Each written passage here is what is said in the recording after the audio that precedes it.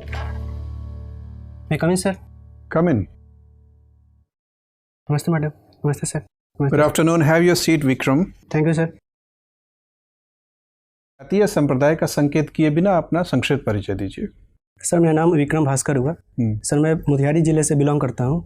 Sir मैंने 2017 में। मोतिहारी कोई जिला तो है नहीं sir, east Champaran, sorry sir. ठीक है। सर मैंने 2017 में सिंगड़ कॉलेज पूना से बीटेक किया है सर। और वर्तमान में सर मैं आयकर विभाग दिल्ली में सर क्लर्क के पोस्ट पे कार्य कर रहा हूँ। कब से हैं? सर 2019 से सर। अच्छा, तो सिंगड़ से आपने कौन सा मैकेनिकल इंजीनियरिंग किया? जी सर। कब पूरा हुआ? सर 2017 में। 17 में। तो मैकेनिकल इंजीनियरिंग करने के बाद इंजीनियर की नौकरी नहीं मिली क्या आपको? प्रयास नहीं किया? सर मैंने प्रयास किया था सर। मैं एक IT कंपनी में सर जॉब किया हूँ करीब 6 महीने कॉग्निजेंट में। अच्छा। और उसके बाद सर मैं तो कॉग्निजेंट तो अच्छी कंपनी है, काफ़ी नाम है इसका। जी sir, but sir career prospect वगैरह सर इस डिपार्टमेंट में ज़्यादा अच्छा था। तो प्रोस्पेक्ट मतलब फ्यूचर अनसर्टेन दिखा आपको? सर ऐसे न्यूज़ थी कि उसमें छटनी वगैरह की सर कुछ चांसेस थे। खतरा था कि कब तक नौकरी है, कब खत्म हो जाएगी। तो सर सिक्योरिटी वगैरह और सर करियर प्रोस्पेक्ट वगैरह भी सर गवर्नमेंट ऑफ इंडिया में ज़्यादा था, तो मैंने। अच्छा, तो आप बिहार के रहने वाले हैं। कई बार तो नौकरी के चयन में ये भी देखा जाता होगा कि विवाह बाजार में कितना मूल्य है नौकरी का, किस नौकरी का ज़्यादा मूल्य है बिहार के विवाह बाजार में? सॉरी सर, इसका आइडिया नहीं है सर मुझे। सर ऐसा बोला जाता है कि जिनके पास गवर्नमेंट जॉब है उनको ऐसा किया जाता है, बट सर मैंने ऐसा कभी अपने आप से ऐसा सर देखा नहीं होते हुए। तो समाज में रह रहे हैं, सुना तो होगा ही। सुनने में सर बातें आती है, बट सर कभी मतलब सामने देखा नहीं होते हुए सर। तो अच्छा, ये दहेज की समस्या क्या लगता है कब से पैदा हुई है?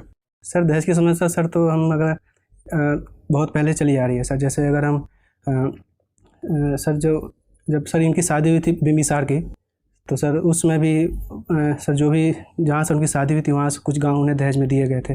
जैसे कि सर मदरा की जो थी राजकुमारी, जो उनसे शादी हुई सर। और जैसे और भी सर जैसे कि दूसरे सर जो भी और मतलब सर है राजा वगैरह, जैसे कि चंद्रगुप्त मौर्य की सर जो शादी हुई थी हेलेना के साथ, तो सर उनको भी कंधार का प्रांत वगैरह सर दिया गया था।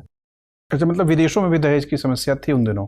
नहीं सर, जैसे कि शादी के बदले में सर कुछ उपहार वगैरह का सर सिस्टम चला आ रहा है। क्या फ़र्क होता है दहेज में और उपहार में? सर उपहार वगैरह सर खुशी से दिए जाते हैं कि जैसे उनके घर की लड़की कहीं जा रही है तो उसका जीवन यापन के लिए। सर बाद में सर इसको कंपल्सन किया जाने लगा कि हमें इसके बदले में कुछ चाहिए सर, तो उससे शायद दहेज बोला जाने लगा। अच्छा, तो स्वेच्छा से अगर लड़की वाले लड़के वाले को दे, क्या लड़के वाले भी दहेज उपहार दे सकते हैं लड़की वाले को?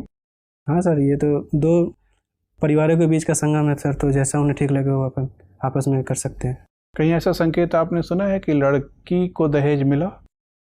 सर दहेज नहीं, बट जो सर उनके घर के मेंबर वगैरह हैं उनको सर कुछ कपड़े वगैरह, कुछ ज्वेलरी वगैरह सुनने का सर उपहार मिल जाता है, उपहार में दिया जाता है। ये बताइए, मैं आपकी बात सुन रही थी पैनल मेंबर से कि आपने बताया कि जो दहेज है वो पुराने समय से दिया जा रहा है और सरकार रोकने की कोशिश कर रही है, रुक भी नहीं रहा है।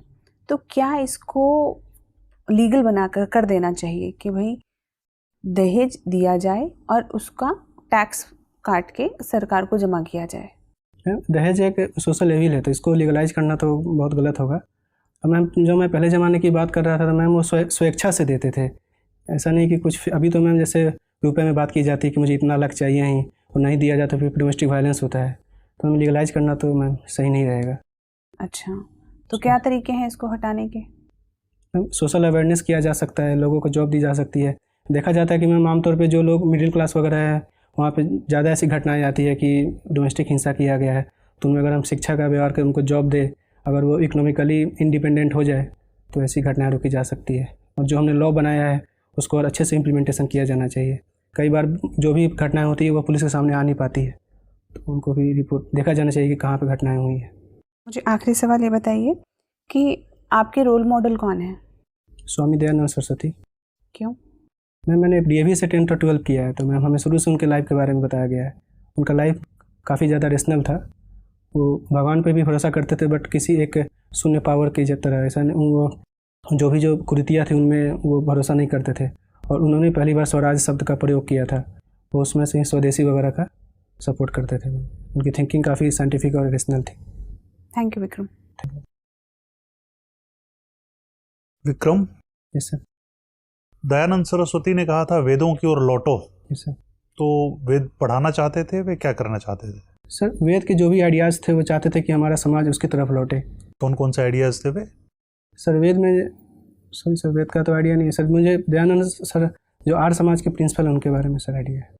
आपने ये कहा है कि आप बैडमिंटन खेलना पसंद करते हैं। सर बिहार के किसी गणमान्य बैडमिंटन प्लेयर का नाम बताइए।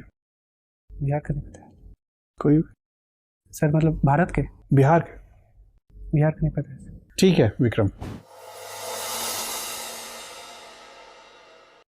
ठीक है। देखिए विक्रम, हमें कुल मिला के आप एक बड़े अच्छे कैंडिडेट नज़र आ रहे हैं। आपके भविष्य हमें सुनहला नज़र आ रहा है।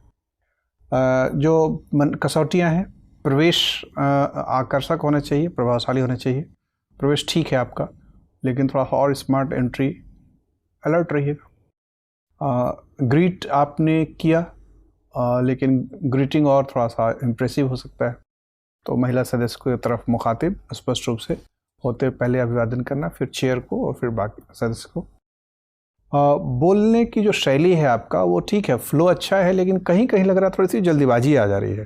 थोड़ा सा वीडियो सुनिएगा अपने ख़ास तौर पे डायलॉग डिलीवरी टाइप से।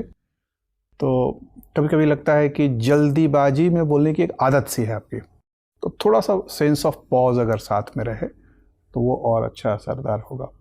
बैठने का पोस्चर थोड़ा सा और स्ट्रेट बैठिए तो सीधा होके। हाँ, लिबास यही रहेगा, पैंट शर्ट? जैसे वो सूट भी है सर, अभी गर्मी थी तो। ठीक है। अंगूठी पहन के जाएंगे? निकाल दूँगा सर। कई लोगों को अच्छा नहीं लगता है, उस पर सवाल गढ़ते हैं या पूर्वधारणा, कुछ प्रेजुडिस बन जाता है दिमाग में। जेब वेब में रख लीजिएगा।